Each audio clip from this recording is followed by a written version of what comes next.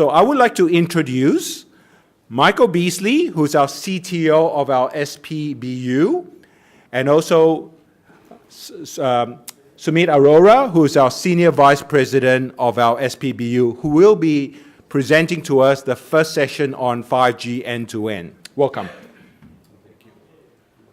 Yeah. And we just, no handhelds or, that's fine. Yeah, I'll use the... All right, thank you and welcome. I know this is the first session after lunch, so if you need to stand up and get a little more fresh, I have no problem. We have no problems. No. That, absolutely. Thank you. All right, so welcome to the 5G opening session for the day. In the sense, I saw that the agenda is full of different topics. So Michael and I will tag team today and cover some of the end-to-end story, and then I think there will be a double click on many pieces after this. So just to kick this off, we are actually coming fresh from Mobile World Congress, and we had a bet that we did in our team, which everyone lost because everyone actually everyone won it, which is like in every meeting, which sentence, was it in the first 5 sentences was the word 5G said or not, right? And you can guess that everybody guessed that it will be said, and it happened. So yes, there is a lot of talk on 5G and has been there for many years, but I think this is the year where from hype to ripe, I think it's really looking much more advanced, much real, and it's happening. So I just wanted to share quickly with you some data points from a recent survey that McKinsey published. And I think a few things appealed to me, so I just wanted to share a perspective. First is why 5G, right? Why 5G? And you are all from the service provider community, so you can feel free to give us feedback towards the end. But essentially, the top 3 reasons are around network leadership. So we'll double click that a little bit. Customer experience, which really appeals to me, and I'll share why.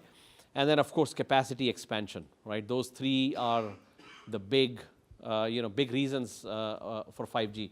Now, there is absolutely a challenge in terms of justifying the investment in 5G from a business case perspective. So, only North America, 89% of the SP believe they have the business case nailed, right?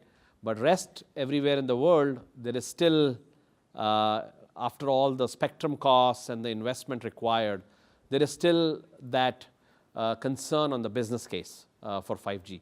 Does that resonate with folks here? All right, I see the right form of head nodding, which is perfect. All right. So, and then, of course, there's a lot of strategy work that is occurring, and clearly, that number in terms of, I know these percentages are a little misleading, but about 70% of the SPs actually do have a strategy around 5G, 70%. Now, it varies by geography, and clearly the McKinsey survey actually still calls out US ahead, even though when we go into Europe, the Europe leaders feel that US is behind, but the reality is US is ahead, APJ is ahead, and different regions have different stories. But the net is in the next 2020 onwards, it is going to start ramping up in a big way. And by 2022 or 23, 25% of user equipment would be 5G capable. So that's a pretty rapid ramp up in the next 3 years. So I just wanted to share some of those stats. Now, to bring that home, clearly, why, that why part home, I think I want to connect it to Cisco, because you would hear this theme. We have really focused on our customers' profitability. How do we ensure 5G is profitable for our customers? How do we innovate and partner to enable that is our sole focus, right? So when you look at profitability, clearly there is there is four angles to it, and I'll talk about the fourth one. But you can grow the top line, right? That's good for profitability generally. You have to transform costs, so reduce costs, right? And the other angle to this is the experience of end customers. Whichever sector, industry applies to Cisco, applies to each of you, applies to the mining people, applies to the Uber company, applies to the retail stores, doesn't matter. It is the digital transformation journey is actually about changing the experience of the end customer. You can link it to that. And when that experience, you lead that experience, you actually lead that segment, drives top line, drives margins, drives valuation. So being able to help our customers grow their revenue, reduce their costs, and improve their customers' experience is definitely critical for us. Now, the other angle to 5G is the threat envelope. I think, how many of you have kids? I have kids. All right, lots, right? And if your child was born after, I have two kids, one born before 2007 and one born after 2007. And the one who's born after 2007, which is, by the way, when iPhone came, is really into the iPhone, right? It's like, so now the lives of people are revolving around these connected devices. Is that fair to say? I mean, even our lives, even I am on it a lot, right? So our lives are around these connected devices. Our social security numbers, our financial information, our private information, whatever it is, it's through this. And I think we need a network, we need an infrastructure that is absolutely trusted and secure. And that is something we have been working on for the last 8 years, feverishly. So it has nothing to do with, suddenly we see some geopolitics and let's now start thinking about trust and security. No. We have been innovating in trust and security for the last 4 years feverishly, actually last 8 years in terms of process. Because it's absolutely critical that for us and our children, we leave behind infrastructure that is trusted, where you can measure trust, you can visualize it, and it's secure. Is that fair? So that's a humble request, more as a citizen, not as a Cisco leader or anything. I just want to share that. So this is Cisco's clearly, our view of 5G, what we are innovating around, what we are partnering with our customers. And we are doing that with an end-to-end architecture that Michael will talk through. But at a very high level, we are bringing together a number of assets across. Doesn't matter whether which user equipment is coming on the network, whether it's wired, wireless, which type of wireless, does not matter. Whether it's a device, a home, or a person, doesn't matter. So the infrastructure needs to be agnostic to it. Obviously, we are clearly into building and leveraging our packet core assets and building the right technology with that, our IP networking assets, and being able to leverage multi-cloud, right, through that infrastructure. So, Michael will talk through how Cisco is bringing together different assets, technology assets, to achieve that goal for our customers, which I talked about. So, Michael, over to you. Excellent. Thank you. Thank you, Sumeet.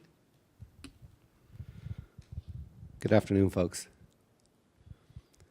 So as Sumeet mentioned, we're just going to go through the different pillars, the different categories of technical assets that Cisco brings to bear with regard to an end-to-end 5G architecture.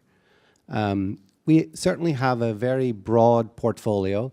The focus across the complete portfolio is really along 3 vectors. The first is to facilitate you guys actually making money off of this infrastructure, whether that be service creation, faster time to service, faster time to remediation, better end customer experience.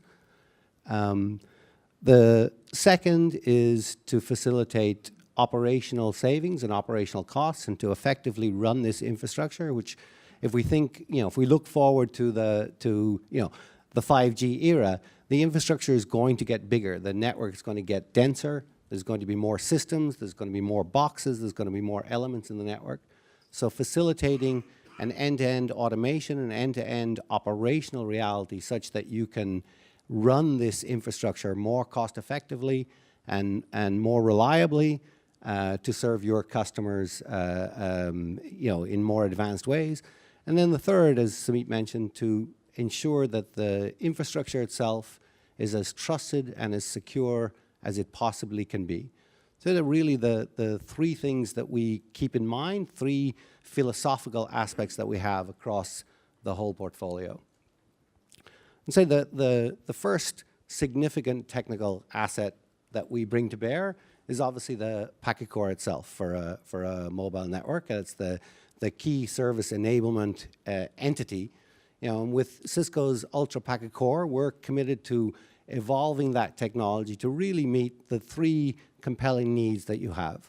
The first is simply being able to move faster, to be able to deliver new services, bring things to market in a faster way. Certainly as we work on the packet core technology, we're committed to driving towards a cloud-native microservices architecture to the point that internally we can have a more agile CI/CD development cycle. That means we can more rapidly innovate, we can more rapidly bring features to market, and we can deliver those features to you in a deployment model that allows you to deploy, it allows you to put those features into your network ever more rapidly to facilitate new services. Along with that architectural transition, you get the simplification of deployment and the ability to actually implement the solution in a more timely, more cost-effective manner to enable new services that can be ideally driven by an on-demand nature from your end customers. Last week in Barcelona at Mobile World Congress, we announced some very exciting technology with regard to facilitating, bridging the automation systems from an enterprise domain, in particular DNA center, bridging those through API servers that sit at the edge of your network that facilitate provisioning private slices of your mobile infrastructure by calling down into the Ultra Packet Core to the point that the enterprise can request a private slice of the 5G infrastructure, can set security, identity, and policy around those services, around that slice, to the point that they can more seamlessly and more automatically request and get that dedicated slice of the mobile infrastructure for their use. Say the second aspect is the focus on increasing flexibility. That's bringing new business models to bear, certainly from us to you, and then facilitating from you to your end customers new business models. And in particular, being able to facilitate you being able to elastically grow capacity as needed quickly and easily through that mobile network as the bandwidth and the capacity and the demand on that network continues to increase.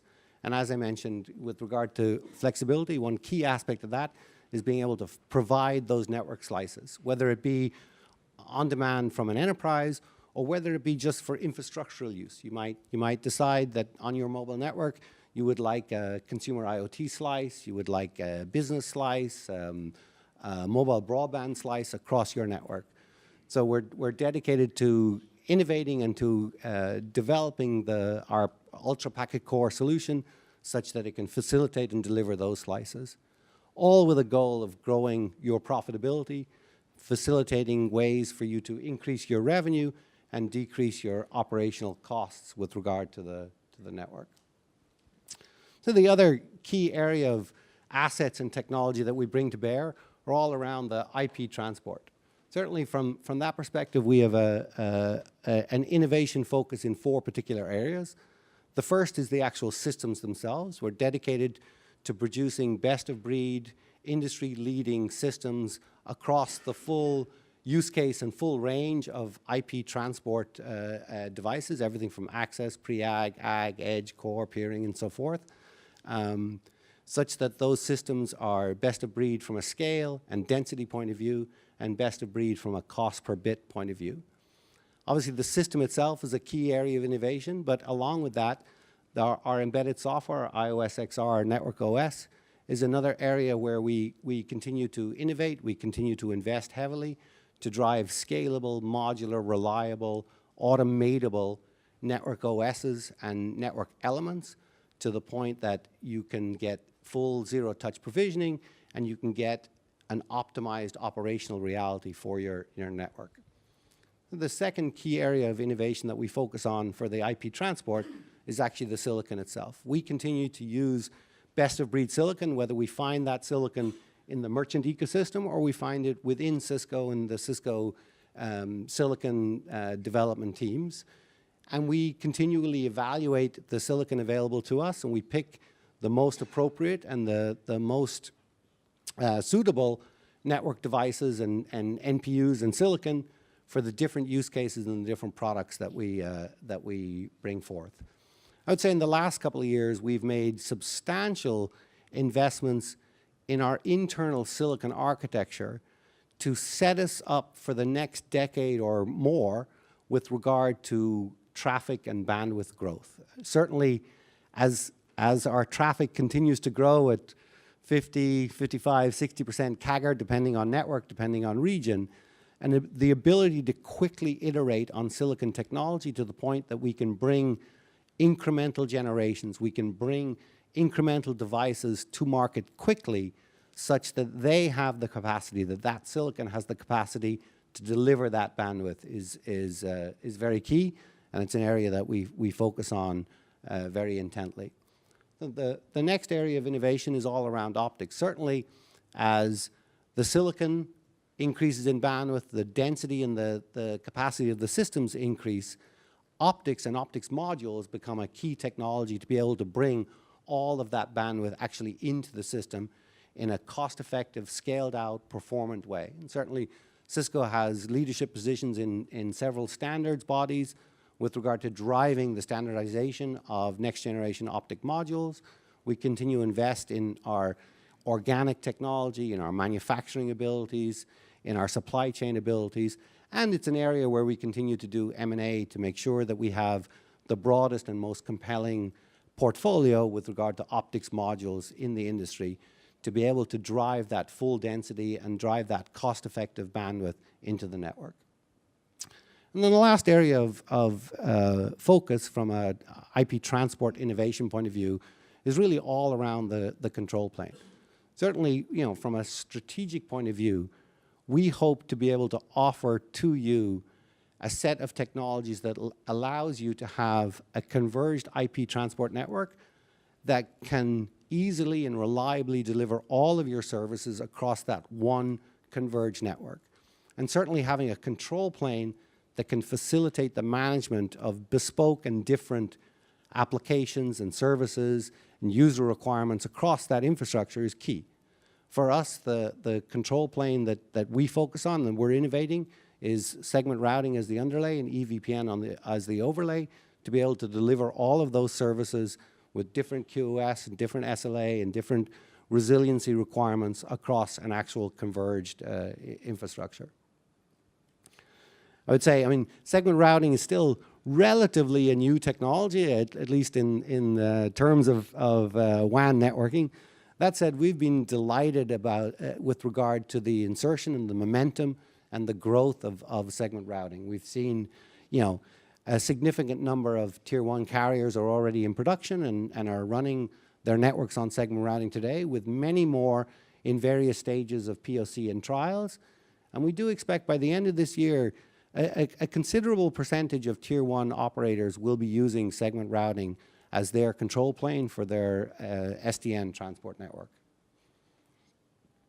And as I mentioned, all of this innovation, all of this development is aimed at being able to provide a converged IP infrastructure to run all of your services, regardless of access, whether the traffic is coming onto your network through radio access, whether it's coming on through fixed line or cable, however the traffic is coming onto the network, facilitating a converged IP network that can carry all of your traffic, all of your services in a cost-effective way to the point that the operations and the management is feasible and flexible such that you can give different treatments and different SLAs and QoS for each of the different applications and use cases that may run across your network. such that that network can handle the ever-growing bandwidth, can handle the ever-growing percentage of video traffic that we're transporting across these networks in a secure, consistent, and reliable manner. So the next key area of technical assets and solutions that we bring to bear for a 5G end-to-end architecture is all of our data center technology. And it's interesting. I think if you've had time to go to the show, we have some of this technology on display. And I think the tagline we're using, which I actually like, I think is very cute, is taking the center out of data center. And if we think about, WAN networks and how they're going to evolve in the 5G generation, that aspect is very, very key. We're going to see compute and storage being distributed through the network. So not just the main data center or the regional data center, but distributed out to head-end locations, to aggregation locations. And for some operators that embrace a virtualized RAN or a cloud RAN solution, the compute, storage, and virtualization will get distributed out to the far edge, out to the RAN hubs, to the point that we will have the infrastructure, the cost-effective x86 compute infrastructure at those locations to be able to run the virtualized workloads for actual RAN signal processing, for the CU and DU workloads to be placed at the RAN hub. And certainly, last week we were honored to do some joint announcements with Rakuten as they pursue that kind of fully virtualized, fully cloud-enabled network, and it's a greenfield network, so that facilitates them to a degree to having a very aggressive approach with regard to virtualization. But certainly, all of our data center assets, ACI and HyperFlex, all the automation systems therein facilitate the distribution of the compute infrastructure, the virtualization of that infrastructure to the point that you have compute and storage throughout your network to run not only infrastructural workloads such as the packet core, the user plane functions of the packet core, the RAN workloads, but also third-party workloads, caching, CDN workloads, and ultimately what will evolve. We don't know yet what the killer applications or use cases are, but at some point, there will be third-party applications that are very compelling that want to run in a location that is high bandwidth and very low latency from a consumer point of view. And this infrastructure that will be deployed throughout your networks will be the ideal landing spot for those third-party applications, making ideal partnerships between yourselves and the vendors of those applications, and providing monetization and revenue opportunities from that 5G infrastructure. So the next set of assets that we bring to bear really is all around the automation tools. Again, as these networks get bigger, as they densify, as there's more nodes in the network, being able to fully automate becomes critical. Without that, the operations job is going to be untenable, both from a workforce point of view, from a cost point of view, but also from a reliability and robustness point of view. These networks are getting more important. They're more important to the consumers, they're more important to countries, to governments, to businesses.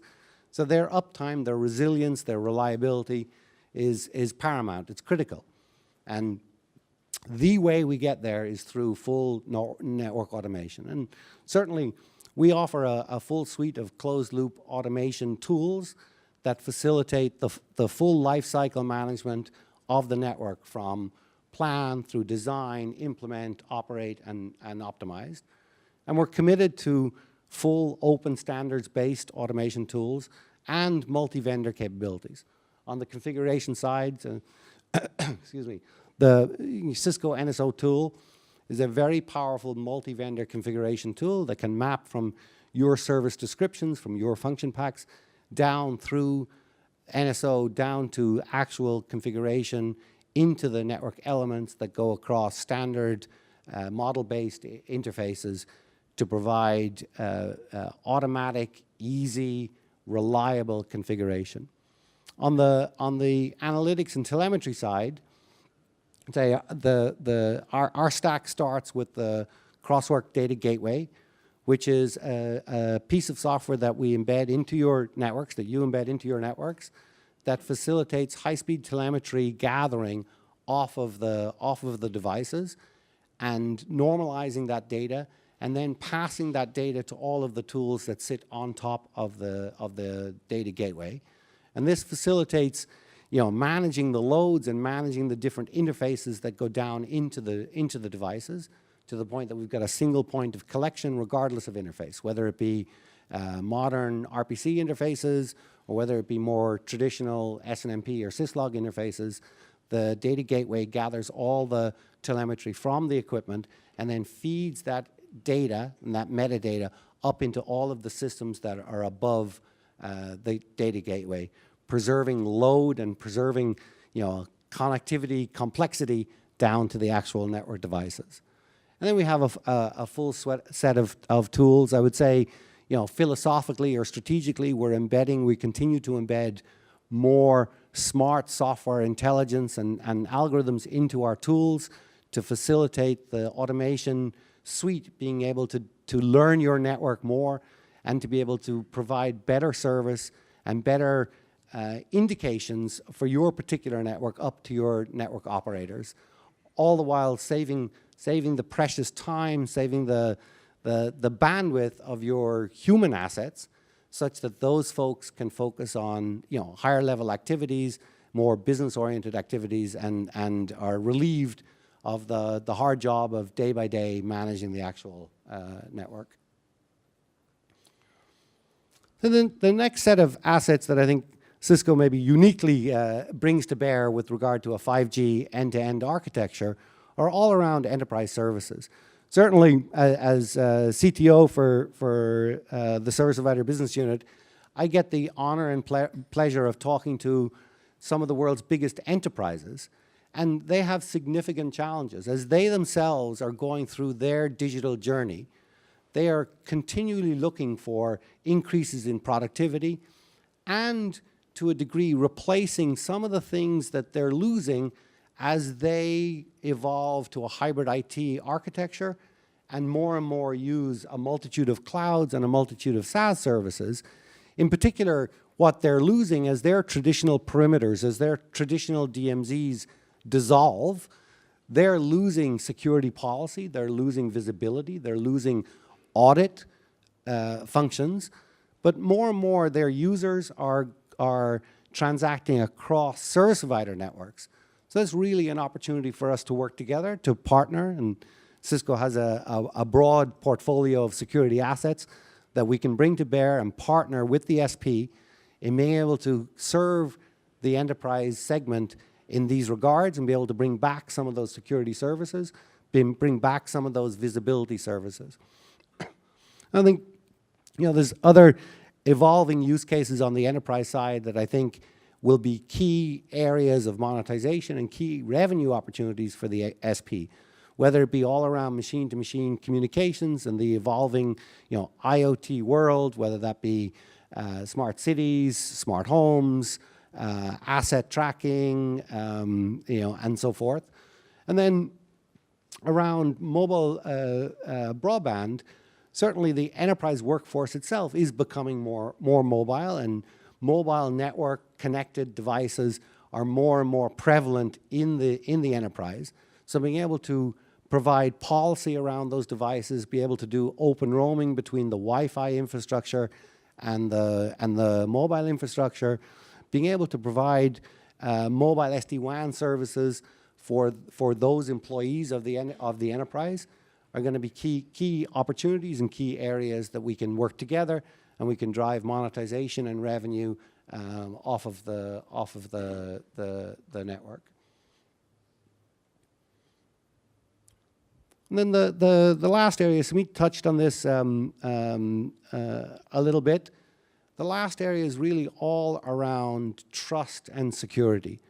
This is something that we take very, very seriously. We have for a long time. It's been a priority at Cisco since the very beginning. I would say from a formal process and procedures point of view, we're almost a decade in to our secure development lifecycle processes and procedures to ensure that everything that we do, hardware, software, silicon, is as secure and trusted, that our development methodologies, our testing methodologies, our pen testing abilities, our pen testing activities are such that we produce solutions that are as secure and as trusted as possible. From an SP portfolio point of view, technically we also focus on 4 distinct layers of trust and security. The first layer really is in the hardware. So we embed inside of all of our equipment, we embed hardware roots of trust, so trust anchors that are in the hardware. Those anchors provide a unique identity to the equipment. They prove the authenticity of the equipment, that is legitimate Cisco produced equipment, which is a key aspect. And those hardware root of trust also act as a signing module to the point that they can sign measurements from the rest of the system. They can sign software measurements using a private key that is embedded inside of that hardware root of trust. On top of that, we layer measured boot, secure and measured boot, with regard to when the system comes up, when the software boots, that we ensure that it is all properly published, properly signed, legitimate software that is running on the system, to make sure that there's no rootkits, there's no malware, there's no third-party injection of code or malicious software into the system as it comes up and boots. The next layer is a set of runtime protections that, as the box is running, to make sure that, again, as processes start, as different software modules start, depending on configuration, that we take a fingerprint of those modules, we make sure that they are legitimate, that they are signed, they are not tampered, they haven't been altered, to ensure that no software or no contamination is happening in the system as it's actually running. We combine that with SE Linux policies around the processes and around the software modules to make sure that each module is behaving as expected and limiting those modules to the activities, to the I/O, to the file system access that they're legitimately entitled to, and to really stop, again, malicious software or misbehaving software actually getting on the box during runtime. And then the last aspect is the off-box systems to be able to visualize and report on the actual trust posture of the equipment and hence the network. As part of the Crosswork Cloud portfolio, we have a solution called Trust Insights that receives all of the measurements from the equipment, all of the fingerprinting, all of the hashes of all of the software modules on each and every one of the network devices.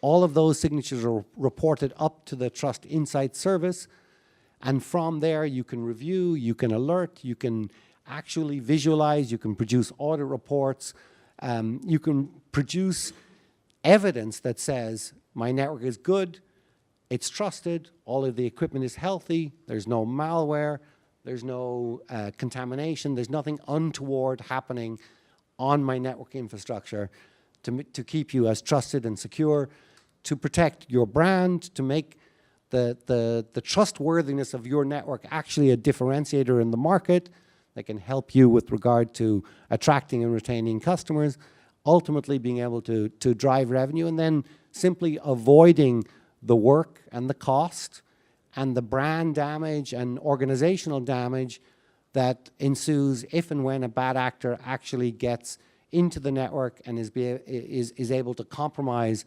the network or the networking equipment. I think I was going to pass it back to Sumeet to take a look at a few successful outcomes. Yes. Thank you, Michael. Folks, just to make sure we keep connecting the flow, we are essentially taking that big picture approach to service providers' profitability and doing so in a very secure fashion. And clearly, 5G is not about just the radio for us. It's about that mission and then leveraging different assets that Michael went through. Clearly, our abilities in enterprise are very unique. And I would say that many of the business cases behind 5G rest on the ability to deliver new revenue-generating services to enterprise. So I want to talk through 3 use cases, recent use cases that are public, actually. So, it's not any secret, but why these are important ones. So I'll begin with this one, which is around segment routing V6. How many of you know about segment routing? All right. I'm very excited to see the number of hands that went up. That's awesome. And Michael showed you a chart. We have about 20 deployments, 10 named ones, and about 44 active certifications. So we expect 60% of the top service providers to deploy segment routing by end of this year. So here is one, that this is the first one doing SR-V6. So we have segment routing MPLS. We have segment routing V6. So, they have bet their entire mobile IP infrastructure on SR-V6. So all the way from cell site router to pre-ag, edge, core, the entire access to core, the entire IP infrastructure is bet on SR-V6. Why is that? Because it's not just for mobile. That's the reason why. Right? It is a converged IP infrastructure that will be leveraged for multiple revenue-generating services. And with segment routing, you can deliver slicing at scale. So when you do traffic engineering, segment routing traffic engineering, you are able to do traffic engineering at scale, which was an unsolved problem until SR came into being. And now, each of that traffic engineering tunnel could be visualized as something that creates a new revenue. It could be tailored to the demands of the application or the revenue stream that you're trying to serve, right? So that is clearly one big angle. The second piece is SR is simpler. It reduces the amount of scale and state required from the network. So it simplifies the network, makes it ready for automation. So it is both a cost reducer, remember, reduce costs. So it is a cost transformation, as well as it is a revenue increase opportunity, which is the other side of the profitability equation. So clearly, this we are very excited. And with SR-V6, you have an additional capability, which is, it's not just about IP transport, it's also the ability to encode in the packet, like when you're sending traffic, network traffic, you can actually describe in the packet what you want this packet to go through at the other end. Hey, please send it to a firewall.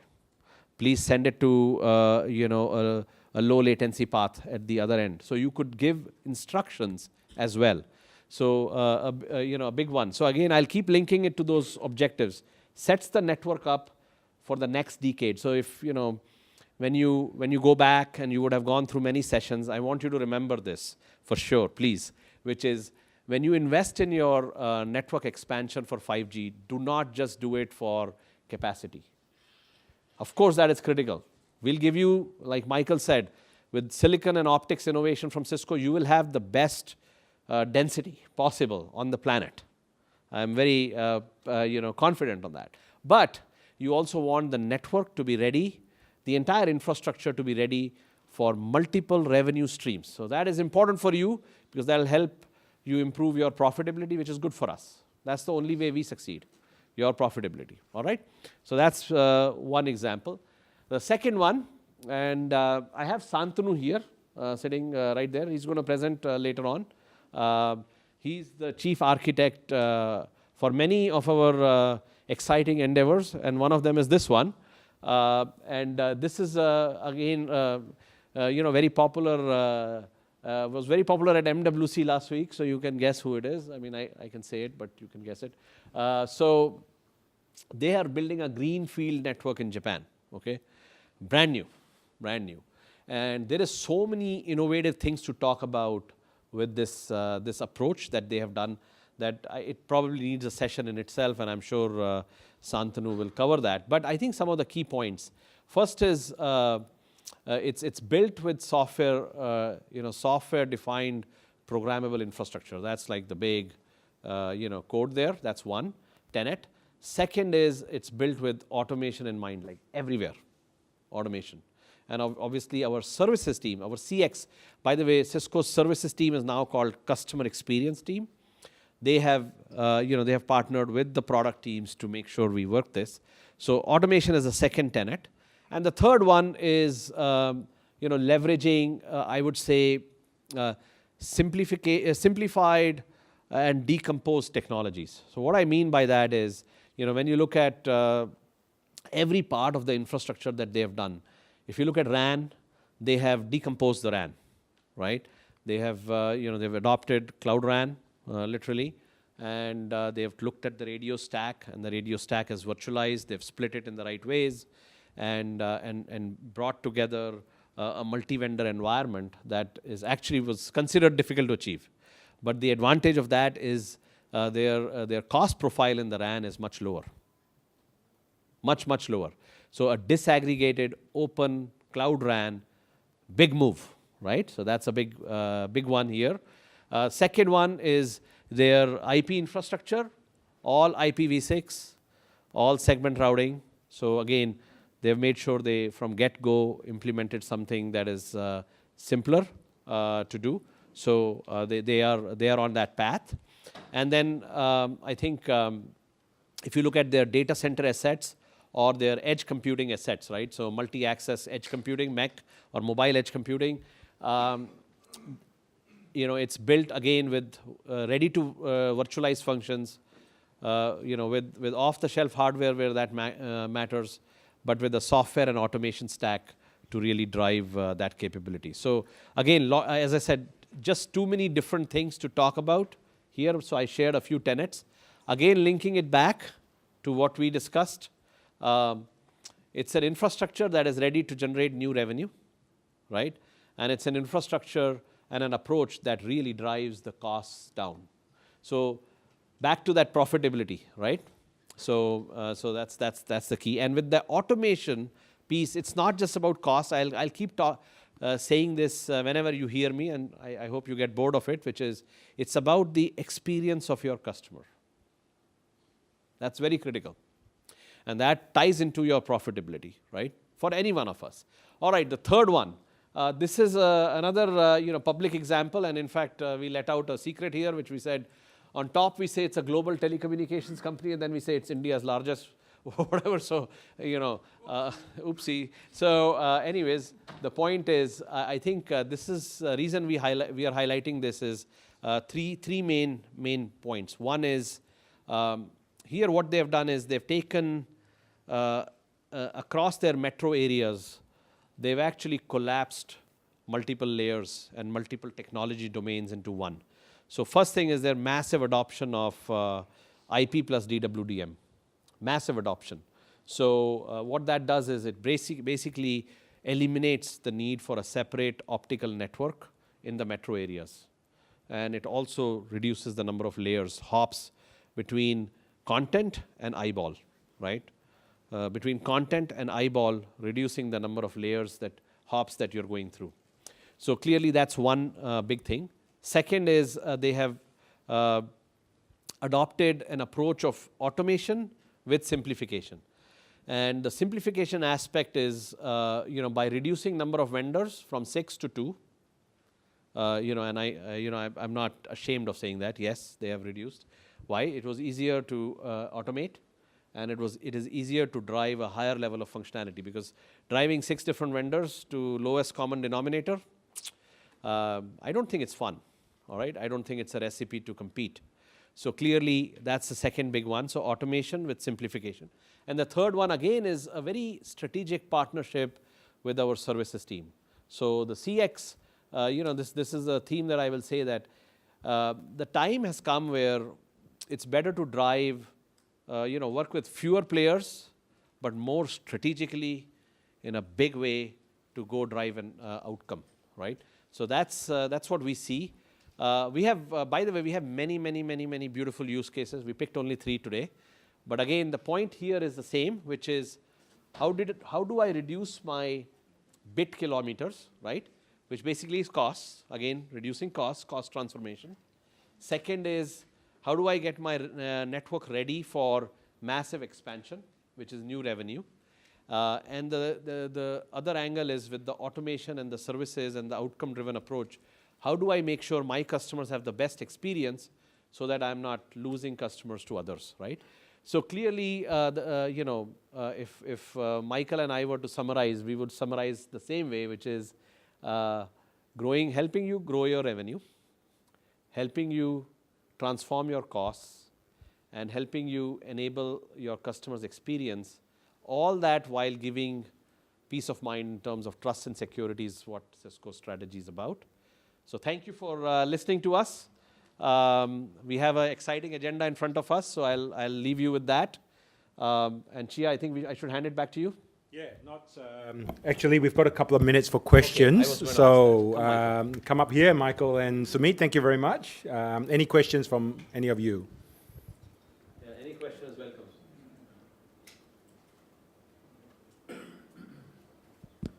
Okay, Jihyang's got the mic. Hands up. Any questions? Okay, no problems. Thank you very much, Sumeet and Mike.